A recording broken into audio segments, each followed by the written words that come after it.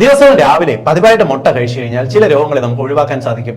മുട്ട കഴിച്ചാൽ വിശപ്പ് മാറുകയല്ലേ ചെയ്യുന്നത്, അത് പ്രോട്ടീൻ അല്ലേ നൽകുന്നത്, ഇത് കഴിച്ചാൽ രോഗങ്ങൾ എങ്ങനെ മാറുമെന്ന് ചിന്തിക്കുന്നവരുണ്ട്. എന്നാൽ നിങ്ങൾക്ക് പിടിപെടാൻ സാധ്യതയുള്ള പല രോഗങ്ങളെയും പ്രതിരോധിക്കുന്നതിന് പ്രിവെന്റ് ചെയ്യുന്നതിന് ദിവസവും രാവിലെ ഒരു മുട്ട വെച്ച് കഴിക്കുന്നത് നല്ലതാണ്. ഒന്നാമത്തത് ഹാർട്ട് അറ്റാക്ക് ആണ്, രണ്ടാമത്തെ സ്ട്രോക്ക് ആണ്. കാരണം മുട്ടയ്ക്കകത്തുള്ള ഹെൽത്തി ആയിട്ടുള്ള കൊഴുപ്പുകൾ നിങ്ങൾക്ക് ഹാർട്ട് അറ്റാക്കിനെയും സ്ട്രോക്കിനെയും പ്രതിരോധിക്കാൻ സഹായിക്കും.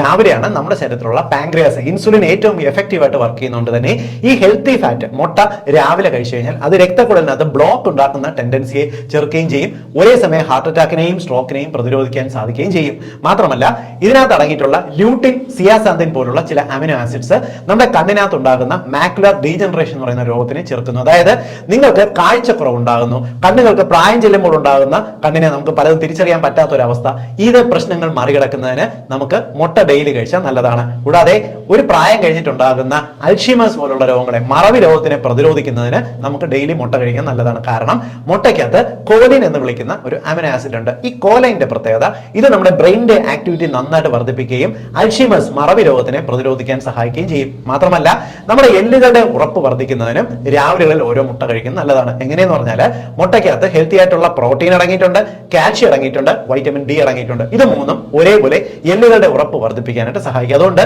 എല്ലുകളുടെ ഡീജനറേഷൻ, എല്ല് തേയ്മാനം തടയണമെന്നുണ്ടെങ്കിലും രാവിലെ മുട്ട കഴിക്കണം. മനസ്സിലായില്ലേ ഏതൊക്കെ രോഗങ്ങളാണ് പ്രതിരോധിക്കാൻ പറ്റുക എന്ന്?